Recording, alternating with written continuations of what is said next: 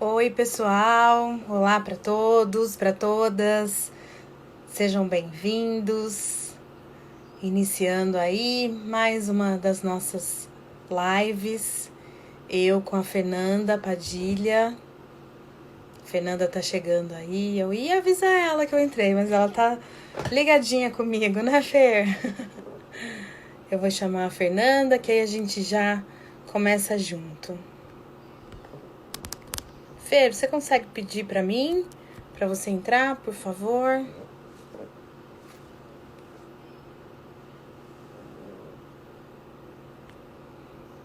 Consegue, Fer?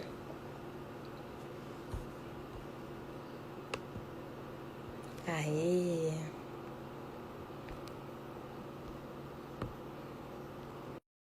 Pronto.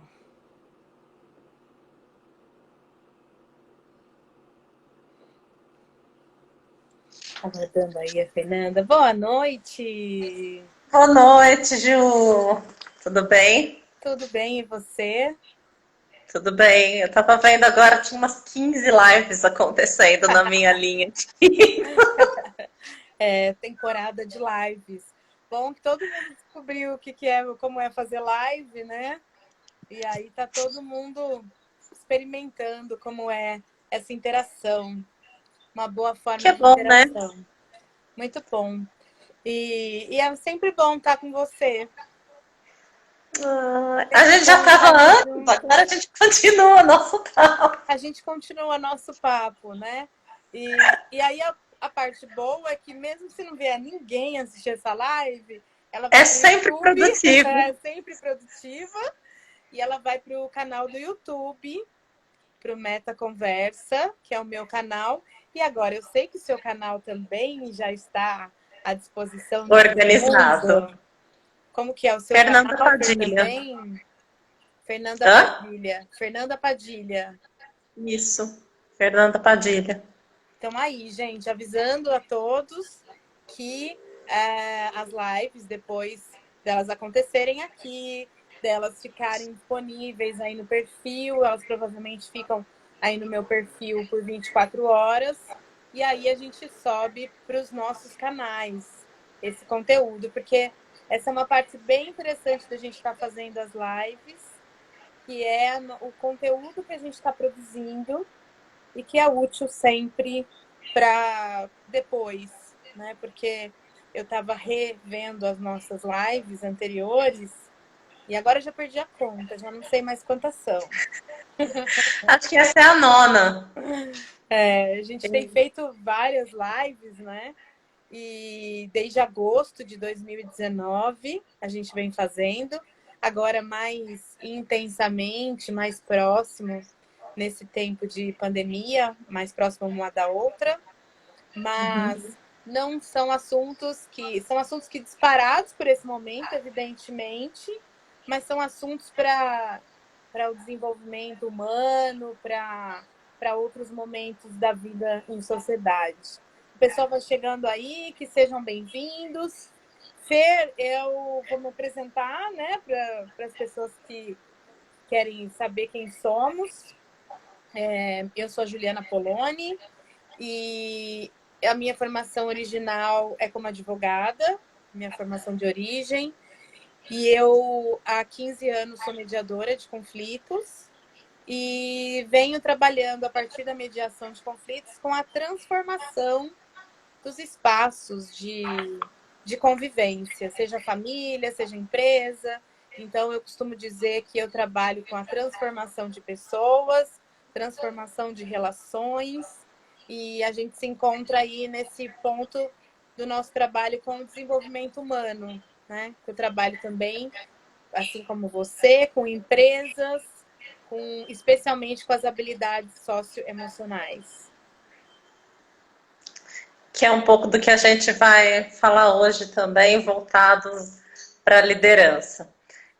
Bom, eu sou a Fernanda Padilha, sou originalmente atriz Uhum. e terapeuta. No meio do caminho aí tem uma formação em administração e hoje eu trabalho com com desenvolvimento humano também, com desenvolvimento de pessoas, também no mundo corporativo, também trabalho com desenvolvimento de lideranças. E sobre isso que a gente vai falar um pouquinho aqui, liderar, como que é liderar na crise, né? Como é que é liderar na crise? Você quer começar, Ju? Eu posso começar aqui? Pode começar. Vamos fluindo. Então tá. Bom, eu trabalho com desenvolvimento de lideranças, né? E eu começo sempre, qualquer treinamento, falando sobre a importância da autoliderança, da gente ser líder da nossa própria vida e ser nosso próprio líder. E acho que é aí que começa a boa liderança. Quando a gente, em qualquer contexto, seja ele qual for, quando a gente tem essa autoliderança, a autogestão, a coerência para a nossa função que a gente está desenvolvendo no momento. No caso da liderança, coerência para a função do líder, de quem ele está liderando no momento, mas em qualquer contexto, a coerência é muito importante.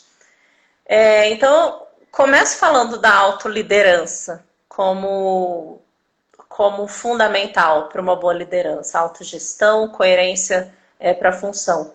Porque o que essa autogestão e essa autoliderança vai dar? Eu vou falar de algumas características importantes de uma liderança, não de todas no decorrer desse nosso bate-papo, a gente vai colocando mais, quem está aí também vai podendo contribuir com a gente. E eu vou começar falando de algumas que eu elenquei aqui, mas você pode trazer também sua contribuição. Você que está assistindo, Ju, também.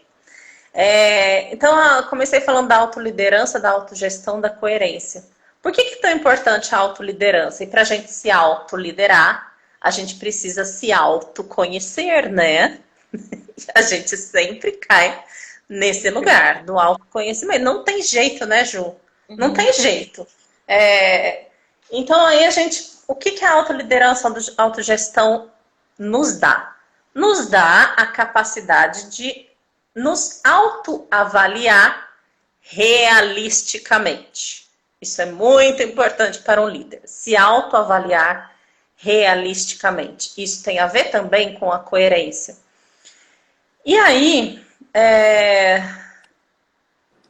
até porque... Por que se autoavaliar realisticamente? Principalmente nesse contexto de crise, de mudanças muito rápidas. Para a gente corrigir, para a gente se corrigir os nossos caminhos e rever as nossas decisões. Então, isso a gente fez uma live, a nossa última live foi sobre o mundo VUCA. A gente falou sobre esse mundo volátil, incerto, ambíguo e complexo. Complexo e ambíguo, primeiro. O primeiro é o complexo. E a gente falou sobre isso, e em todas essas características vem essas mudanças que acontecem de maneira muito rápida, com problemas novos a todo momento, com problemas complexos, ou seja, que não tem uma resposta certa, que vem variáveis de todos os lados, e a gente precisa saber avaliar tudo isso com coerência e com pé na realidade. O pessoal falando oi, sejam bem-vindos. Renan acabou de entrar. Então aqui, depois dessa capacidade de se autoavaliar realisticamente, eu coloco uma franqueza em admitir um equívoco como importante também para a liderança. E aí... a gente falou de autogestão, de autoliderança, e quem tem autogestão cria um ambiente de segurança. E aí, isso é muito importante para um líder. E aqui a gente falou de autoliderança, de ser líder da própria vida, o quanto também a gente precisa criar um ambiente de segurança na nossa própria vida. E um líder que lidera pessoas, que lidera organizações e grupos, o quanto ele precisa ter autogestão para criar um ambiente de segurança. O autocontrole do líder, que a gente começou lá, autoliderança, coerência, autoconhecimento, capacidade de se autoavaliar realisticamente, autocontrole. Autocontrole. O líder precisa ter autocontrole. E esse autocontrole tem um efeito multiplicador. E aí eu vou colocar um conceito muito rápido aqui, que ele é do Simon Sinek. Falando de segurança, de autocontrole, de criar um ambiente de segurança, o Simon Sinek fala Simon Sinek, né? Isso. Esse nome aí para todo mundo. Simon Sinek, S-I-N-E-K. Então, se você não conhece o Simon Sinek, gente, vale a pena, viu? Ele escreveu Comece pelo Porquê. Então, tem o TED dele, né, Fê? Tem o TED dele, gente, anota aí. Você não acredita que eu estava assistindo uma live hoje de uma amiga querida minha, Susan, e ela citou o TED dele na live dela hoje também. Ai, que legal! Ela estava falando das perguntas, e ela estava falando justamente das perguntas. E ela recomendou o TED dele, gente. Então, vale a pena, vale a pena. No mesmo dia tem alguma coisa interessante aí. E ele tem um livro que chama Líderes se servem por último também. A Vanessa aqui está perguntando, autocontrole poderia ser traduzido também pelo domínio próprio? Sim, sim, pode sim, domínio próprio. Você ter domínio das emoções, domínio de tudo que está dentro dele. E o Simon Sinek, ele fala que o líder deve criar um círculo de segurança. E o que é esse círculo de segurança? O líder cuidando de todos e todos cuidando uns dos outros. Gente. Não é maravilhoso? Eu vou repetir. Será que tem a ver com esse momento que nós estamos passando? Será? Eu vou repetir. Líder, círculo de segurança, que é isso que o Simon Sinek traz. É um círculo de segurança que está nos líderes se servem por último. Esse é o livro que eu tirei isso. Líder cuidando de todos e todos cuidando uns dos outros. E sem esse círculo, as pessoas se veem forçadas a passar muito tempo e a gastar muita energia protegendo-se umas das outras. Então, veja o papel importante do líder, seja lá em que contexto for. Depois a gente vai aqui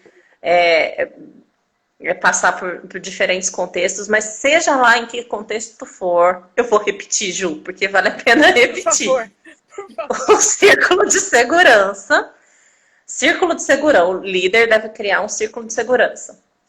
E o que é esse círculo de segurança? É o líder cuidando de todos e todos cuidando uns dos outros. Se ele não cria esse círculo de segurança, as pessoas se veem forçadas a passar muito tempo se protegendo umas das outras. E aí, tem uma coisa do líder que ele precisa colocar as necessidades. Simon Sinek. Ju, você consegue escrever aí? Eu vou colocar, eu consigo escrever. Tá, Simon Sinek. S-I-N-E-K. Então, o preço da liderança, né? O que o líder precisa fazer? Ele precisa colocar as necessidades dos outros acima das dele. Isso, Ju, obrigada. Não. Acima das dele. E eles precisam se preocupar sinceramente com aqueles que eles lideram. Aqueles que estão sob seus cuidados. Sinceramente. Sim, sinceramente. E aí, uma outra coisa que tem a ver com o círculo de segurança é que o líder, ele protege as organizações ou as pessoas, porque a gente aqui está falando de diferentes contextos, né? Então pode ser numa família, pode ser numa empresa, pode ser em que contexto for, pode ser num condomínio. Ele protege a organização de rivalidades internas que podem destruir a cultura dessa organização. E aqui a gente está falando de destruir a cultura, a gente está falando de valores, aí a gente pode falar um monte de coisa também, pode desdobrar aí e sair falando. Mas é isso que eu queria colocar inicialmente aqui para a gente começar essa. Quem está chegando agora, eu falei um pouquinho de alguns pontos que eu considero importante na liderança, alguns, tá? Quem está aí vai contribuindo também. E falei de autoliderança, falei de autogestão, falei de coerência, falei de capacidade de se avaliar autoavaliar realisticamente, falei de criar um círculo de segurança, falei do cuidado com os liderados, falei da preocupação sincera, falei de colocar as necessidades dos outros acima das dele própria. Por enquanto é isso. Eu falei que hoje eu ia fixar o tema ali e acabei não fazendo, esqueci, mas tudo bem. Bom, dito tudo isso, a gente se propôs, é claro que a gente, exatamente aí o que o Marcos está dizendo, e eu queria dizer oi aí, que entrou várias pessoas, a Jo, minha prima, Ana Paula mandou beijo, com saudade, eu também tô. Obrigada para todo mundo que está aí, eu vi que minha mãe está aí também acompanhando. Que bom, mãe, que a gente também tem essa forma de ficar junto um pouquinho. E vamos lá, né? Esse contexto atual, ele está ensinando demais para gente ter liderança. Porque quando... A Thaís também, oi, ai, quanta gente querida por aí, né? Nossas pessoas que têm seguido a gente, estado conosco nas lives, nosso super obrigado, né? Tem muita gente aí que tem acompanhado e vão participando. Renan está sempre com a gente. Renan, eu ia falar o nome do Renan também. E assim, a gente vai seguindo aqui nos nossos estudos compartilhados e agradecendo sempre vocês por estarem com a gente. Então, esse contexto atual, diante de toda dessa ideia de liderança, quando a gente olha, né, eu cheguei a compartilhar um texto que foi publicado, acho que foi na Folha de São Paulo, que falava que esse sentimento de falta de ar não é só um sistema, não é só uma resposta da nossa ansiedade, né? Estamos todos nervosos por causa do coronavírus. Não, a gente não está nervoso por causa do coronavírus. Também existe o fator coronavírus, mas tem muita insegurança por trás de tudo isso. A gente não está se sentindo dentro desse círculo de segurança, né? Tudo que vem acontecendo, só que assim, aí pensando, mas não é só em relação ao governo. Então, esse texto eu compartilhei ele nas minhas redes sociais e muita gente começou a compartilhar, comentar e percebendo, assim, colocando as características de um líder que pudesse deixar-nos mais seguros nesse momento.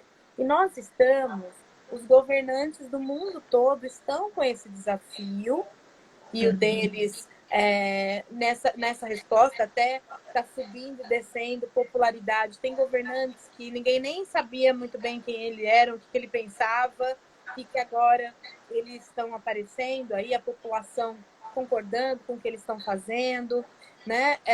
Tem várias questões ligadas à estrutura governamental no mundo inteiro. As empresas, a gente sempre ouviu falar de liderança a partir da ideia do líder, gestor, de uma equipe de trabalho e tal. E, claro, isso também é um espaço de liderança. Mas também é espaço de liderança um pai e uma mãe dentro de uma casa. O professor, os professores em geral, são todos líderes, e líderes muito importantes.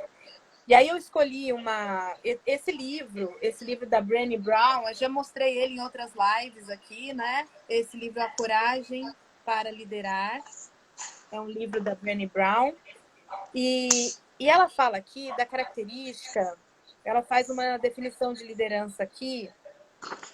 Minha definição de líder é qualquer um que assuma a responsabilidade de encontrar potencial em pessoas e processos. E que tenha a coragem de desenvolver esse potencial. Primeira coisa, né? Pai e mãe faz isso, né? E aí ela fala da necessidade de se desenvolver líderes comprometidos com uma liderança corajosa Sabe o que é coragem, né, gente? Coragem é agir com o coração, né? E aí ela fala que liderança corajosa e plena e com autoconsciência, olha o que a Fernanda estava falando no começo da autogestão e até o que a Jo está trazendo aí, né? O que tem sido mais difícil é gerenciar as nossas emoções diante de tantas inseguranças e incertezas, né? A gente tendo que respirar fundo, se autoconhecer, se autogerenciar o tempo inteiro. Mas poderia estar sendo mais fácil se a gente tivesse uma liderança que nos deixasse mais seguros em relação a muitas outras coisas. Ao vírus, a gente não tem segurança, mas há outras questões, a gente poderia estar com elas, né? E aí ela fala autoconsciência suficiente para comandar com o coração em vez de líderes ultrapassados que comandam a base de mágoa e medo. Então, essa é a definição da Brené Brown. Não é minha, não. Poderia ser a minha também. Mas é da Brené Brown sobre esse líder que se espera. E aí, um pouquinho mais acima, ela fala que das lideranças, né, desse estudo, pesquisa dela sobre a liderança, o lugar onde ela percebeu, né, a necessidade de um nível alto, né, um nível igualmente alto, foi no casamento dela de 24 anos e na maternidade. E aí, trazendo, então, essa multiplicidade de contextos onde a gente vai exercer liderança. E aí eu vou trazer um pouco da minha história aqui, né? Que quando começou esse negócio de ficar em casa e tava essa incerteza rolando, né? Esse mundo tão incerto, tão complexo na nossa frente, eu confesso que eu dei uma baqueada. Falei, gente, o que eu vou fazer agora? Como é que vai ser? Né? E aí eu olhei para os meus filhos, olhei bem para a cara deles, assim, e pensei, gente, quem que vai dirigir esse barco aqui?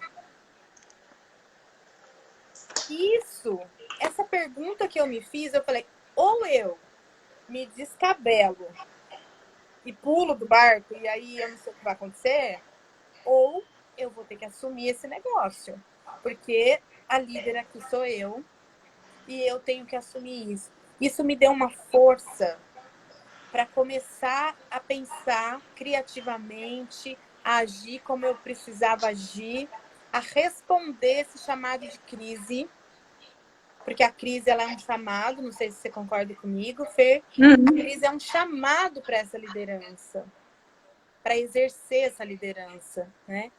E aí, então, por isso que hoje a gente está trazendo, assim, essa multiplicidade de contextos. Para a gente não pensar só na liderança no ambiente corporativo, que esses líderes do ambiente corporativo, eles já fizeram um monte de cursos, eles já se prepararam, eles já estudaram liderança, eles já estudaram as habilidades socioemocionais, mas agora... Já se estudaram. Já se estudaram. Agora é nossa vez de ser líder. E muitos de nós não têm esse preparo. Muitos de nós não têm nem consciência que nesse momento está exercendo esse papel de liderança. E aí eu queria que você falasse um pouco, Fer, dessa história do preparo. Porque a gente vem falando aqui do preparo emocional e socioemocional. Sabe que antes de falar do preparo, eu vou falar uma coisa que surgiu aí quando você... na sua fala, né? Você falou dos professores, dos pais, E aí, quando eu elenquei aqui algumas características do líder, eu não falei que o líder, ele é um exemplo e o líder é um influenciador. E aí, se a gente for pensar nessa função de pai e mãe, a gente fala que a melhor maneira de educar é o exemplo, né? Então, essa influência pelo exemplo. Então, que é aquilo que você é todo dia. aquilo que você faz todo dia, aquilo que você alimenta todos os dias e aquilo que você alimenta em você todos os dias. Aí eu já linko com o preparo. Como é que a gente se prepara todos os dias? Para que você dá importância todos os dias? E aí aqui tem uma coisa que dá para a gente falar também, para a gente linkar com tudo isso, que também eu não falei antes. O líder, ele precisa ser maduro. Eu falei na live anterior que a maturidade ela está relacionada a gente esperar o melhor, se preparar para o pior, fazer o que precisa ser feito e aceitar o que vier. Isso é ser adulto. E aí eu disse que a gente está sendo convidado a todo mundo que não cresceu ainda, que não amadureceu, a crescer com tudo isso, a amadurecer. E aí a maturidade e a liderança está relacionada a gente fazer o que precisa ser feito. Então, como pai e como mãe, ou mesmo como líder da sua própria vida, o que precisa ser feito? A gente saber dizer não e saber dizer sim. Vou dar um exemplo aqui de pai e mãe. De pai e mãe. Então, quando você diz não para o seu filho, você pode até falar assim, não, mas não teria problema, eu poderia dizer sim. Você pode até ficar com esse conflito interno seu, mas espera aí, você vai para a coerência da sua função de mãe, de líder naquele momento e fala assim, não, peraí, o que é melhor para ele? Neste momento. Nesse momento é melhor eu dizer não, então eu vou dizer não. Porque senão você não vai saber não e não vai saber dizer sim. O contrário também pode ser aplicado. Se você disser, você diz sim para ele, mas querendo dizer não. Porque sim, você é um ser humano, mas você se autogere. Porque você quer dizer não por um conflito seu ali, você fala assim, não, eu vou falar que não, ele não vai. Mas aí você para e pensa e fala assim, não, peraí, deixa eu pensar, por que eu vou dizer não? Tá na hora de eu dizer sim para ele, dele ir, de eu deixar ele ir, de eu deixar ele voar. Por mais que você queira ir como pai e mãe, falar assim, não venha. Tem hora que você precisa falar, vai. Mesmo que seu coração tá aqui falando e aí você vai lidar com essa imaturidade, mas aí pode até ser uma imaturidade, um apego, mas que você, dentro da sua função coerente de líder, de pai e mãe, você vai dizer, não, tá na hora de eu dizer sim. Ficou claro isso? Assim, fez sentido dessa maturidade que eu relacionei? Sim, a coerência. A coerência. A coerência. Por mais que eu queira dizer não, eu preciso dizer sim. Por mais que eu queira dizer sim, eu preciso dizer não. Que é saber dizer não e sim. E aí, se a gente for aplicar isso na nossa própria vida também, na nossa maturidade, na liderança da nossa própria vida, na preparação da nossa própria vida, é o quanto a gente tem disciplina e autocontrole para fazer o que precisa ser feito. Em qualquer situação. Porque eu, por exemplo, não gosto de fazer exercício na minha casa, de ficar correndo para lá e para cá. Eu não gosto. Mas eu sei que eu preciso fazer isso. Eu preciso, é o que eu preciso fazer agora. É o que eu tenho que fazer agora, o que eu preciso fazer agora. Então, assim, são pequenas coisas essa preparação. E aí a preparação, quando a gente está falando de liderança, né? O quanto esses líderes, seja lá em que contexto for. Outro dia a gente estava conversando, eu estava conversando com a Ju, e aí eu falei que eu tinha a sensação de que, pensando, né, a gente está tendo muito tempo para refletir, pensando na minha própria vida, eu tenho a impressão de que tudo que eu passei até hoje me preparou para chegar neste momento. E aí, o quanto é essa preparação consciente, né? Porque a gente se prepara, às vezes, de maneira inconsciente. A gente não se dá conta que a gente está se preparando. Mas quando a gente... E aí, quando você começa a se preparar com consciência, e isso eu comecei a fazer há alguns anos, antes tinha sido inconsciente. Há alguns anos, daqui para cá, foi consciente. A gente ganha potência. Porque aí você sabe você escolhe o que você precisa fazer. Você vê com consciência, eu preciso fazer isso aqui. E mesmo que seja dolorido às vezes, essa preparação, né? Que seja... Mas se a gente se encara se preparando, a coisa fica mais leve. Agora, por exemplo, a gente está em preparação. Para quê? Eu não sei. Uhum. Não, brincadeira. Algumas coisas eu sei, outras, a maioria eu não sei. Mas assim, quanto a gente... No mundo incerto, a gente realmente não sabe de algumas coisas, né? No mundo incerto, volátil, complexo e ambíguo, a gente não sabe. Mas assim, o quanto a gente está se preparando, o que que a gente... Quais são nossas rotinas de preparação? De preparação para ser amanhã melhor do que a gente foi hoje. E para ser melhor hoje do que a gente foi ontem. Quanto a gente faz isso com consciência? E aí a preparação também é a gente se conhecer nesses nossos centros de decisão, né? Se parar para perceber, não, o que está comandando agora? É minha cabeça que está comandando? Ou é meu coração? Será que eu tô... O que está no comando agora? O que eu posso exercitar mais? A minha cabeça, o meu coração, minha ação, meu movimento, e aí a gente se alinha com tudo isso, né? Também faz parte dessa nossa preparação interna para assumir a liderança da nossa própria vida. A gente agora precisa assumir a liderança da nossa própria vida. A gente precisa ser líder da gente mesmo agora, né? E para poder chegar lá na frente, aonde a gente vai chegar. Não sei se eu falei de preparação, eu fui viajando aqui, Ju, fez sentido? Falou. Teve duas coisas aí, até eu tô vendo aí o comentário da Jona, que ela fala perfeita essa reflexão. Esse é em mim o ponto de liderança, se assim posso dizer, que mais preciso trabalhar. E assim, a sua pergunta, essa pergunta que você faz sobre eu tenho que fazer o que precisa ser feito. Quando você fala isso, para mim é muito desafiador, porque eu sou uma pessoa, tô aprendendo também, né? Mas que quero agradar as pessoas.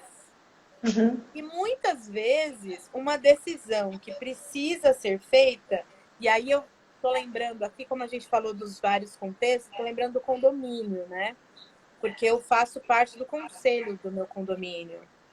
E muitas decisões são tomadas que desagradam algumas pessoas, mas são decisões que precisam ser tomadas. E alguém tem que assumir isso, né? E assim, me frustro, porque quando eu vejo alguém falando, porque vocês fizeram isso, vocês não podiam ter feito. E aí eu falo, nossa, né? Me toca, que eu falo, nossa, a pessoa é como se a pessoa não fosse gostar mais de mim, porque eu fiz uma coisa que ela não gostou. Só que o líder, ele vê além disso, porque ele está fazendo uma coisa que é para justamente proteger, porque não tinha aquela coisa que você falou lá no começo, o líder, ele constrói um espaço de proteção para as pessoas. Ele está protegendo. Então, vou dar um exemplo que me surpreendeu muito. A gente fechou a quadra de esportes do condomínio. E aí a gente fechou a academia e a gente começou a receber mensagens de pessoas. Como assim? Vocês fecharam a academia? Como assim vocês fecharam a quadra? Enfim, 4 pessoas, mulheres, invadiram a quadra por um espaço que tinha quebrado na tela. Elas entraram por esse pedaço para fazer ginástica às 4 lá. E aí eu fico pensando, gente, quando a gente é mãe, pai de uma criança pequena, sabe a história básica da faca? Tem uma criança passando a faca na boca. Você vai deixar ela fazer isso? Não, você vai proteger essa criança. Então, não é toda hora que você vai fazer. Muitas vezes a ação do líder é de proteção e muitas vezes não vai agradar as pessoas. E aí, nesse não agradar, né?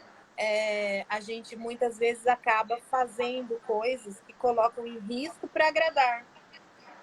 Por exemplo, vamos sair todos à rua, gente, porque nós precisamos ganhar dinheiro, nós não podemos perder o dinheiro. Ninguém está gostando de estar em casa sem trabalhar e não recebendo.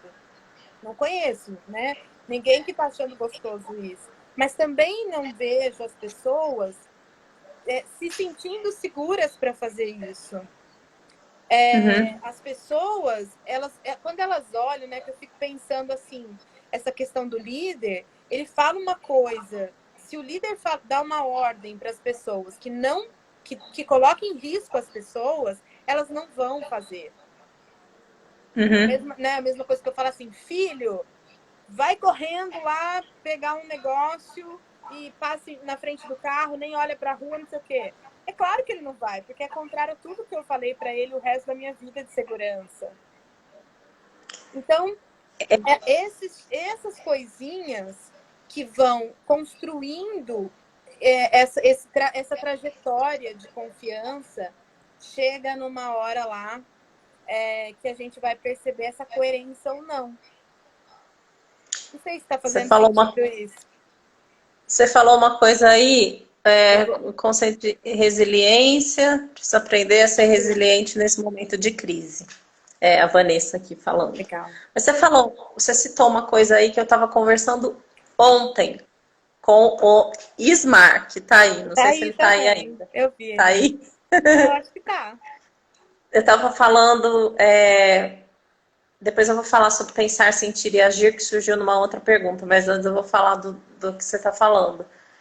Por exemplo, a gente falou de maturidade aqui, de crescer, e aí se a gente for pensar assim não vou nem falar de visão sistêmica, não. Vou falar se a gente for pensar na nossa nação, no nosso país, como criança, e o líder sendo pai e mãe, sendo adulto.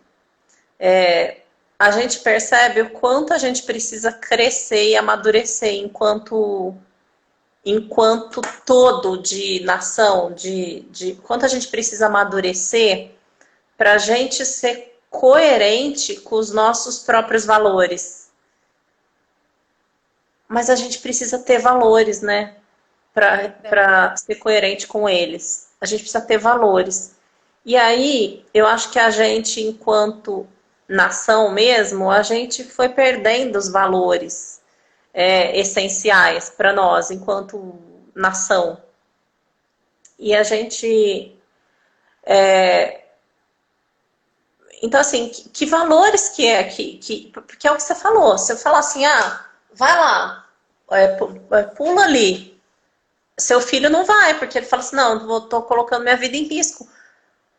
Mas e se for uma pessoa que tem um problema que tem um problema, ainda tá criança? Porque se você falar para uma criança pequena, ela não tem consciência do risco, porque ela ainda não tem consciência, ela não adquiriu, ainda não tem a cognição formada para falar assim, não vou.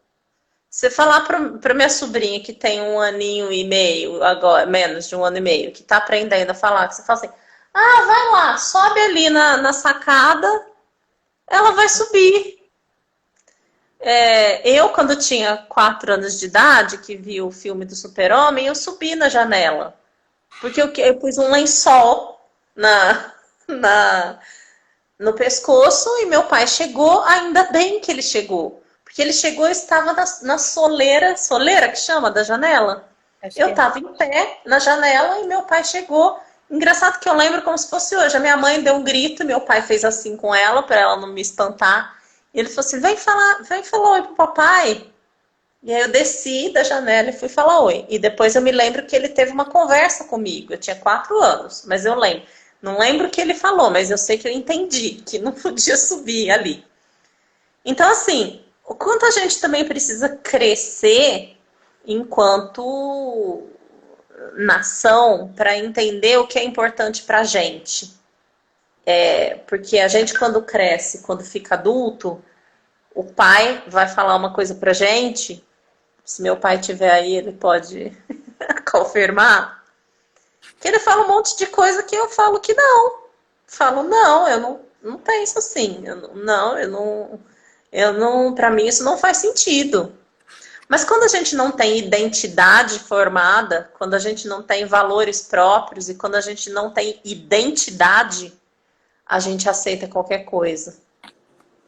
Quando acho que falta pra gente um pouco identidade, pra gente saber quem a gente é e saber o que é importante de verdade pra gente ter escolhas mais coerentes com os nossos valores e com a nossa própria identidade. Fer, esse negócio dos valores, eu até fui procurar aqui no livro, porque a Brené Brown também aborda, né? Porque a construção de valores no contexto corporativo, construir conjuntamente os valores corporativos é uma tarefa, né, da corporação e da empresa, do grupo e tal. Fazer, seu pai está dizendo aí, olha, apareceu quase aí. tudo. Ele está falando que quase tudo eu discordo dele, não é, papai?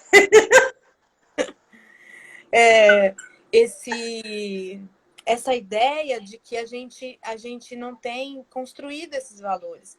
Então, talvez até seja uma coisa que me ocorreu aqui agora, né?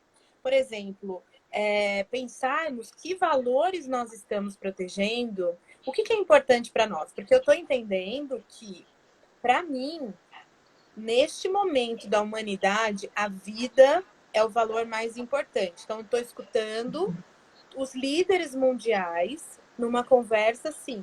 Aquilo que for para cuidar da vida tem prioridade sobre aquilo que for para cuidar do financeiro. Uhum. Então, estabeleceu-se esse valor. Poderia ter sido ao contrário, mas, de alguma forma, esse valor está preponderante. Uhum. E aí, começou então, ontem eu assisti o Papo de Segunda, né, que é um programa, eu gosto desses programas de conversa, não sei porquê, né?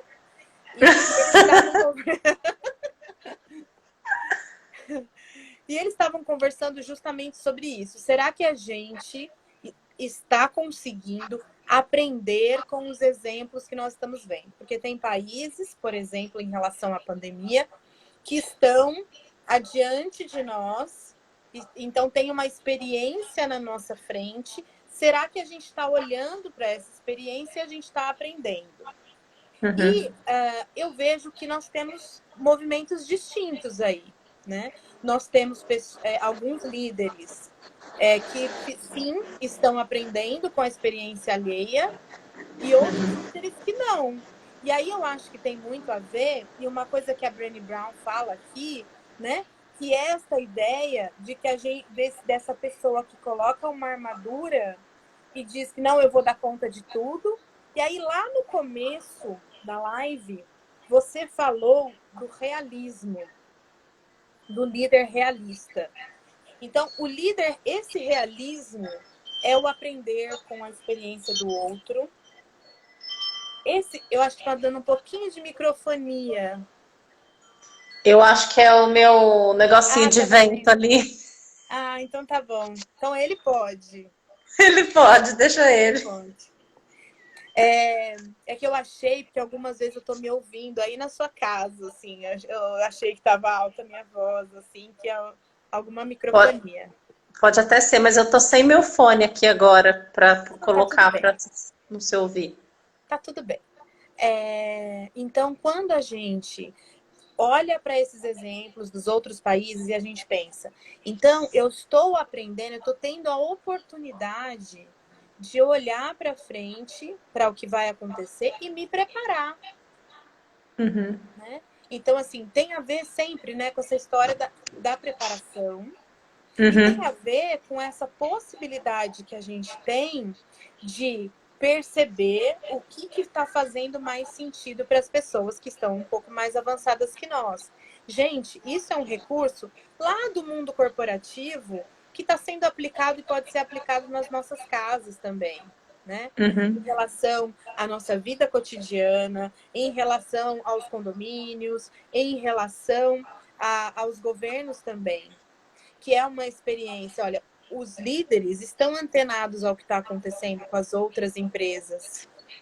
E eles usam aquela experiência da empresa X, que até então era concorrente, mas que agora é alguém ou alguma outra empresa que está me trazendo subsídios, está me trazendo dados, está me trazendo informações.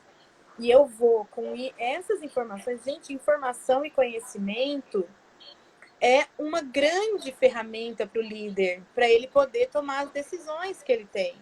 E ainda com essa possibilidade adiantada disso, o líder precisa aproveitar. Tem uma coisa que cabe em tudo isso que você está falando aí também, Ju, principalmente nessa situação de complexidade que a gente vive, que o líder ele precisa nessas situações complexas, né? E não só essa, mas se a gente for falar em qualquer situação complexa, em qualquer contexto, tem uma coisa importante que é a investigação, porque e aí exige um foco aberto do líder, que reconheça possibilidades novas. Possibilidades novas, essa que está acontecendo lá, outra que está acontecendo ali, a outra que está acontecendo lá, porque se ele tiver fechado naquilo que ele acha que é o certo, porque aqui não tem certo. Aqui não tem certo e errado, não tem resposta exata. É uma situação complexa que exige que a gente olhe para várias coisas ao mesmo lugar. E aí a gente trabalha, quando a gente trabalha liderança aí nos contextos corporativos, a gente trabalha muito a aceitação da diversidade, aceitação do outro, daquilo que o outro traz que é diferente do que eu vejo. Então agora, nunca a gente precisou tanto aceitar a diversidade, porque a gente precisa formar equipes multidisciplinares para resolver esse problema. E a gente vai precisar escutar todo mundo. Então, assim, o líder ele precisa estar aberto. E aí a gente tem o Simon Sinek, ele coloca lá também 7 tipos de liderança. E ele fala que o bom líder, ele precisa passear por esses todos tipos de acordo com a necessidade. E a gente, aqui, se a gente tiver uma liderança muito autoritária, tá certo que a gente vai precisar até um pouco de autoritarismo para determinar algumas coisas, mas se essa for a característica fechada do líder, se essa for só a característica dele nesse momento, ele não vai conseguir. Ele não vai conseguir trabalhar em equipe, porque o autoritário ele não funciona quando a equipe, por exemplo, é mais experiente que ele. Ele vai ter problema se a Ou equipe que é mais traz experiente. ideias diferentes, né? Ou Que que traz traz ideias diferentes. diferentes. E aí ele não aceita essas ideias diferentes. Eu lembrei agora de um parceiro meu no conselho condominial, o líder nosso, que é o síndico, né? Ele que toma a decisão, eu sou só conselheira. E ele falou hoje para mim, a gente divergiu numa questão, e ele falou uma frase hoje para mim que foi a seguinte: ele falou, porque no final das contas eu acolhi, mesmo pensando diferente, eu acolhi o que ele estava trazendo. Por quê? Porque ele estava olhando lá na frente e eu entendi a lógica mental dele. Como líder, eu o respeito, porque ele tem tido uma atitude coerente.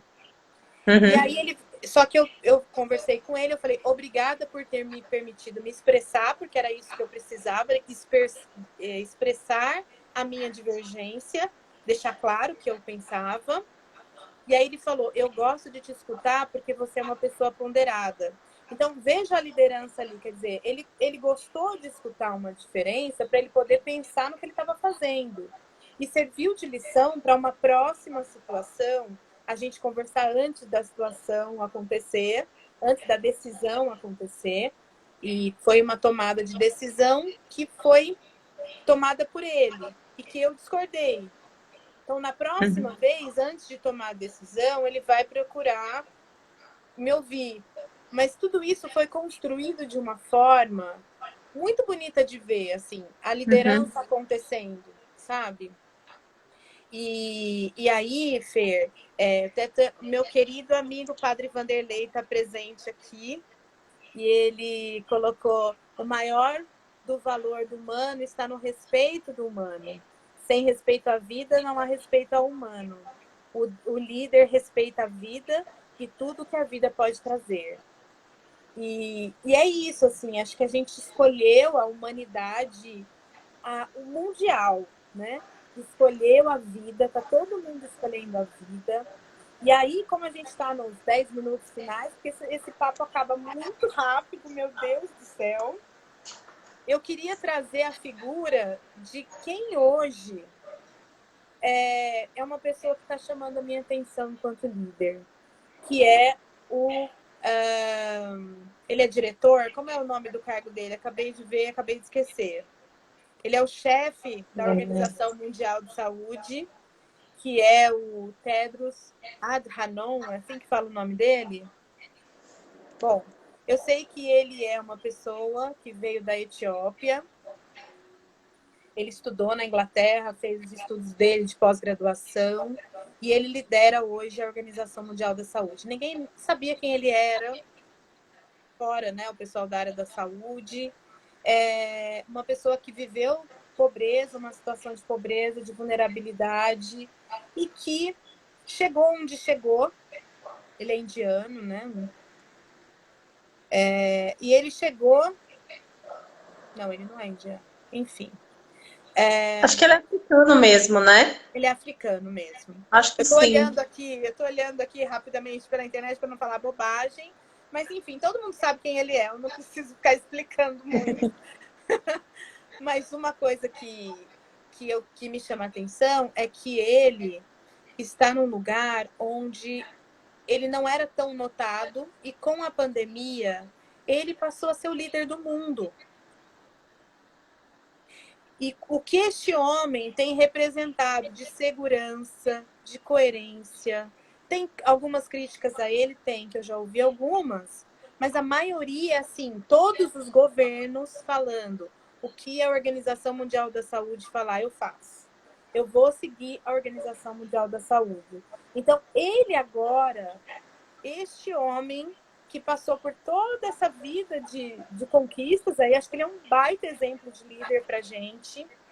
E eu queria deixar ele como um exemplo de liderança desse momento, assim, porque ele tem se portado com o preparo que a gente falou aqui, ele tem construído esse círculo de segurança, ele tem... eu ouvi uma entrevista de uma pessoa que trabalha com ele na Organização Mundial da Saúde, é uma da equipe dele.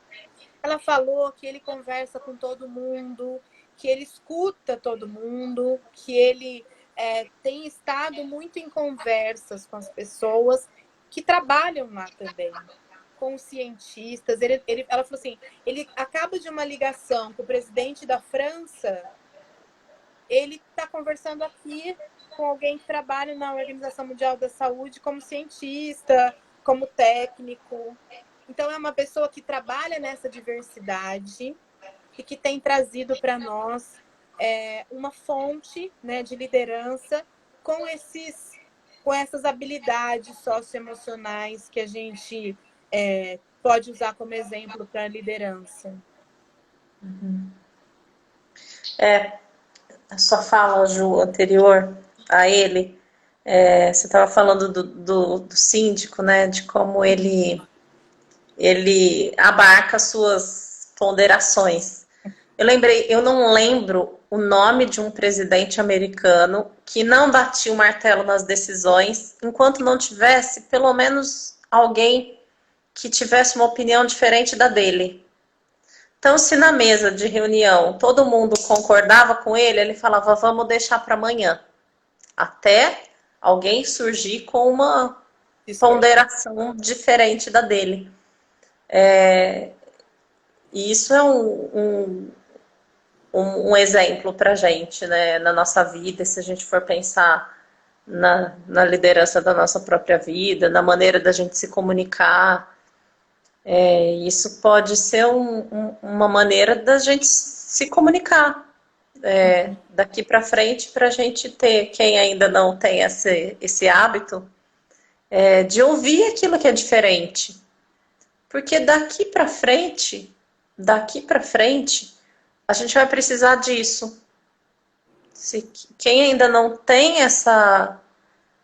esse hábito de parar para ouvir o diferente, de falar, nossa, peraí, deixa eu ver. Porque a gente não tem mais resposta certa para as coisas. A gente não tem resposta certa. A gente está lidando com um monte de pergunta sem resposta certa. E o que a gente vai precisar agora é ouvir diferentes lados mesmo, para a gente começar a formar um protótipo do que será o nosso futuro Todas as esferas. em todas as esferas. Todas as esferas. A gente não tem certeza de nada, então o quanto essas conexões que a gente faz por aqui, que a gente conhece, que a gente conversa, o quanto vai trazendo para a gente uma faísca de algo que pode vir a ser. E que a gente vai falar, poxa, isso aqui eu não tinha pensado nisso, quantas ideias novas estão surgindo. E quanto a gente está se reinventando. Até mesmo quem passou por essa... Eu vi hoje o Davi Wipe, o médico que passou, e eu fiquei emocionada. E hoje também eu tive uma pessoa muito próxima que saiu do hospital, do hospital ainda não saiu da UTI, ficou 7 dias em coma. Então me tocou bastante também o depoimento da Davi Wipe, porque ele falou assim, eu ressignifiquei um monte de coisa, e foi tão legal aquele depoimento, ele foi sucinto, e ele falou, eu mudei, eu passei a ser mais humilde. O quanto também quem está passando por isso pode olhar de maneira diferente para a própria vida, né? Então, assim, acho que todo mundo, a gente que está aqui, a gente que, graças a Deus, está aqui dentro da nossa casa, estamos seguros, estamos saudáveis, mas o quanto também a gente pode aprender com essas pessoas e, assim como a gente está aprendendo com os outros países que estão passando por essa situação, da gente não precisar, a gente, passar por isso para ter esses aprendizados. Vamos olhar para elas com aprendizado também. É isso que deixo. E aí a gente vai, porque é essa grande lição, né? A gente está tendo a oportunidade de... Eu vou citar uma coisa que eu tinha citado ontem, como algumas pessoas sabem, eu estou fazendo na minha página, eu tenho uma página de trabalho, assim, um perfil no Instagram, que é o Metaconverso, Juliana Poloni Metaconverso. E eu estou fazendo um diário, eu tenho feito de recursos, desde a nossa live de recursos. Isso foi a primeira live que a gente fez, dentro desse tempo de quarentena, de distanciamento social. E aí eu tenho feito esse diário, e eu usei uma frase ontem do Ariano Suassuna, que eu queria encerrar com ela, que ela, desde o começo, ela está na minha cabeça, porque você trouxe isso no começo sobre o líder, a liderança, do realismo, que o Ariano Suassuna fala que o otimista é um tolo, o pessimista é um chato, bom mesmo é ser um realista esperançoso. Realista e acho que é esperançoso. isso, sabe? Assim, é a gente esperançar de que nós estamos numa fase de muitos aprendizados, estamos nos preparando para o que vem aí na frente, e mesmo a gente não sabendo o que se a gente se preparar bem agora, a gente vai colher coisas boas lá na frente. A nossa preparação, acho que um pouco via a Monja Cohen falando isso outro dia, né? O que eu estou fazendo agora constrói o meu futuro. Então, se eu estou me preparando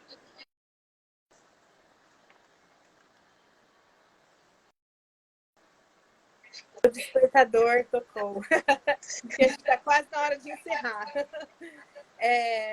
Eu acho que a gente vai construindo nesse momento com realismo, olhando para frente, olhando para aquilo que tem que ser feito, criando esse círculo de segurança, mas esperançando, acreditando que algo bom vem por aí, vai surgir.